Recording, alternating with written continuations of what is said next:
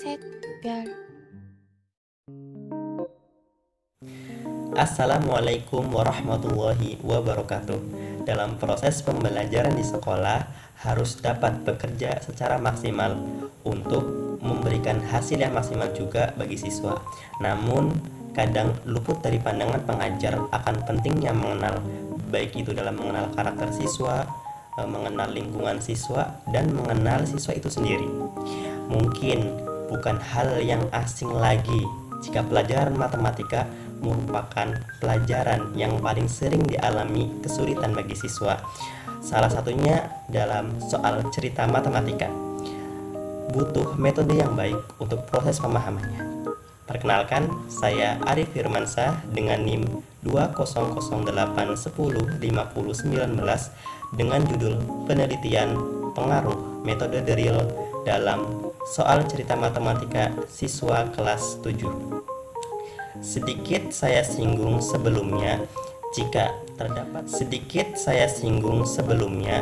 jika terdapat sebuah fenomena yang saya temukan jika siswa memiliki kesulitan dalam memahami soal cerita matematika. Menurut riset-riset yang saya lakukan dari berbagai sumber, terutama penelitian terdahulu, penyebabnya yang pertama itu kurangnya memahami maksud dari soal itu sendiri. Jadi kadang siswa masih kurang memahami apa pertanyaan yang dimaksud dari bentuk soal cerita yang ada.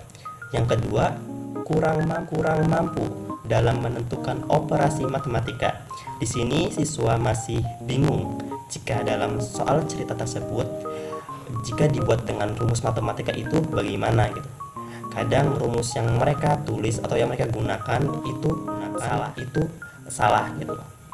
Yang ketiga itu kurang mampunya dalam menghitung. Jadi mungkin siswa lebih tepatnya masih memiliki kesulitan dalam menjabarkan dalam setiap prosesnya.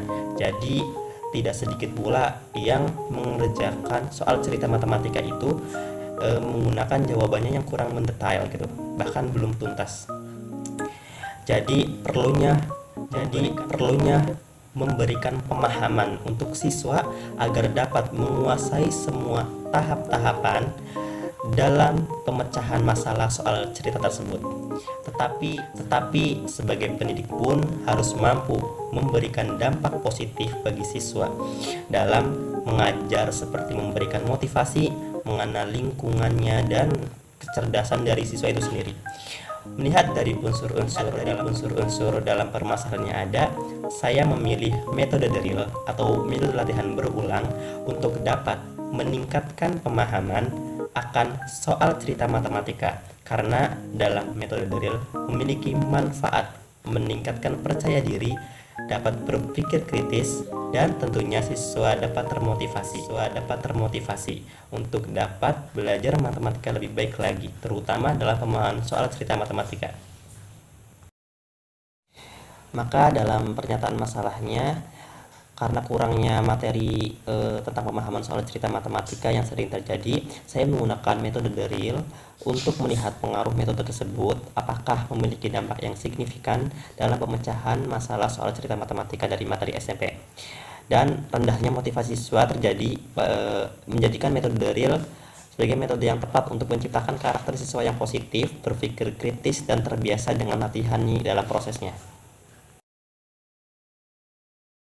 Lalu dalam pernyataan penelitian, dengan menyenangkan yang sudah dijelaskan dalam penelitian ini, penulis saya ingin mengetahui bagaimana siswa memahami konsep matematika dengan bentuk soal cerita matematika, dan apakah metode drill tepat dalam penyelesaian bentuk soal cerita matematika.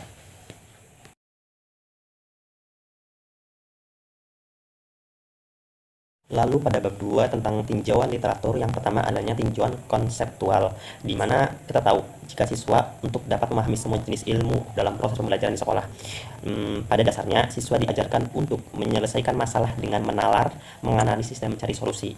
Pada soal cerita matematika dapat ditemukan aspek-aspek tersebut. Pembelajaran yang bersifat terus-menerus dan berulang-ulang akan menghasilkan keberhasilan belajar yang lebih baik. Dengan metode drill, pembelajaran siswa akan dihadapkan dengan latihan soal lebih dari sekali dengan tujuan pemahaman siswa agar lebih baik pada materi yang mereka pelajari. Dalam konsep belajar tersebut termasuk dengan teori behavioristik, di mana proses tingkah laku yang didapat dari stimulasi dan respon yang dapat diamati. Lalu dilanjut dengan tinjauan teori. Mungkin dalam pengertian matematika, menurut ahli salah satunya itu mempelajari.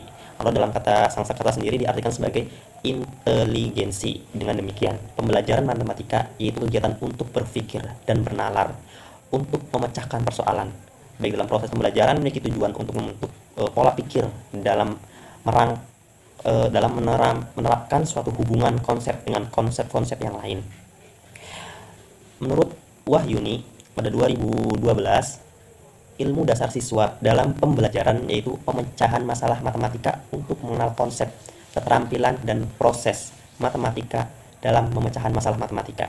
Jadi dalam pengertiannya juga pun matematika itu sebagai proses untuk pembelajaran pemecahan masalah. Mungkin dalam diartikan di sini juga fondasi awal dalam mempelajari matematika adalah seperti itu gitu.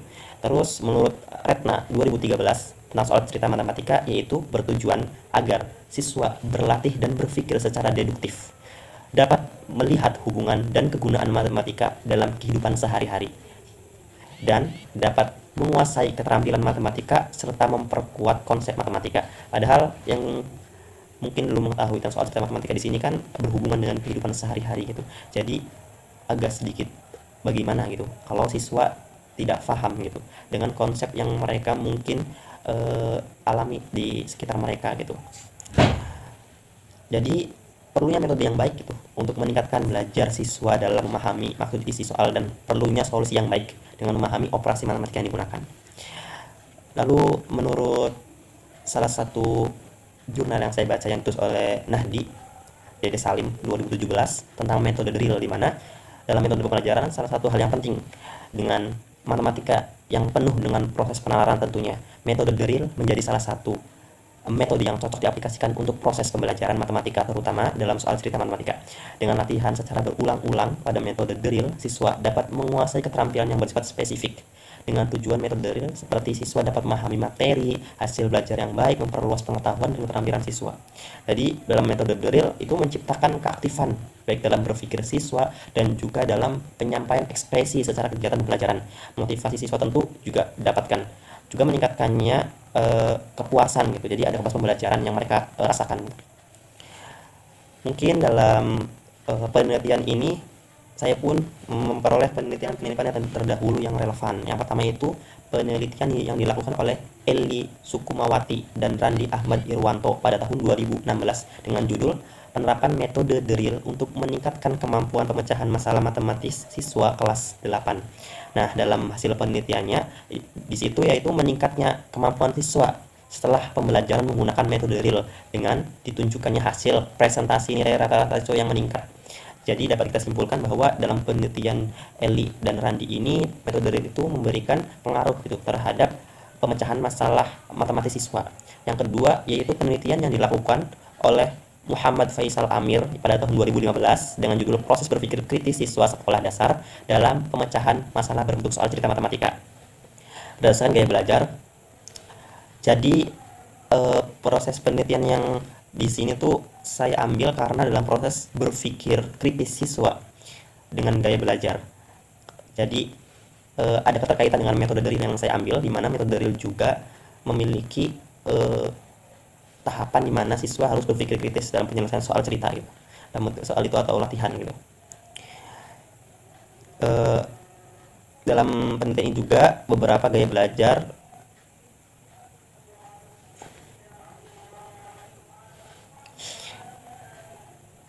lalu yang ketiga itu meningkatkan penelitian yang dilakukan oleh Hildawati Dula pada tahun 2018 dengan judul peningkatan kemampuan penyelesaian soal-soal kalimat verbal dalam matematika melalui metode drill pada siswa kelas 7. Ya, di sini juga memberikan hasil yang dimana bahwasannya metode drill itu memiliki pengaruh dari hasil rata-rata yang tadinya 49,62% menjadi 73 0,33%. Yang tadinya memiliki persentase dalam penyelesaian soalnya itu 49,63% menjadi 87,40%. Begitupun dalam hasil belajarnya memiliki peningkatan. Adanya metode penelitian yang saya lakukan yaitu menggunakan pendekatan metode kuantitatif. Kenapa saya memiliki metode kuantitatif? Karena kuantitatif yaitu metode yang menguji teori-teori tertentu dengan cara meneliti dua variabel. Kemudian variabel tersebut diukur dan dianalisis berdasarkan prosedur statistik. Yang menurut saya itu metode tersebut cocok dengan kebutuhan yang saya inginkan gitu. Karena dalam pengumpulan datanya pun saya menggunakan pengumpulan data angket atau kuesioner, dalam penelitian ini saya memerlukan respon atau pendapat siswa yang mengalami proses pembelajaran baik dengan menggunakan metode drill atau mereka yang tidak menggunakan metode drill untuk mengetahui perbedaan apa yang mereka rasakan dalam hasil belajar. Lalu yang kedua tentunya tes, yaitu yang diuji adalah tes hasil belajarnya, dimana hal tersebut tentunya saya perlu menggunakannya karena dalam metode drill pun yang dilakukan adalah proses latihan berulang kali gitu. Jadi saya memerlukan hasil tes belajar dalam penelitian ini untuk mengukur seberapa signifikannya metode drill. Yang terakhir yaitu pengumpulan data dengan dokumentasi. Di sini perlu adanya foto atau video sebagai bukti bahwa penelitian itu telah berlangsung.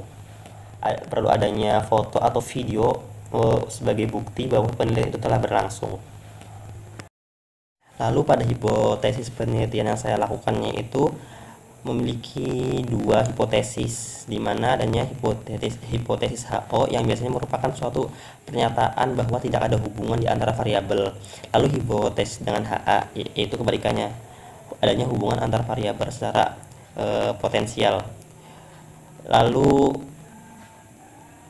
tentunya saya memiliki dua hipotesis tersebut, yaitu adanya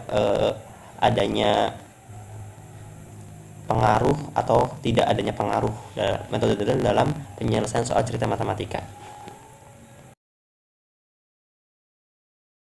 Adapun referensi yang saya dapatkan dari jurnal-jurnal nasional, salah satunya itu dari Mufidah pada tahun 2022 dengan judul Pengembangan Karakter Siswa dalam Pembelajaran Matematika di Kelas Rendah Sekolah Dasar. Jadi dari jurnal Obsesi Jurnal Pendidikan Usia Dini pada halaman 82 sampai 88 sampai dengan. Sekian presentasi dari saya, kurang lebihnya mohon maaf. Wassalamualaikum warahmatullahi wabarakatuh.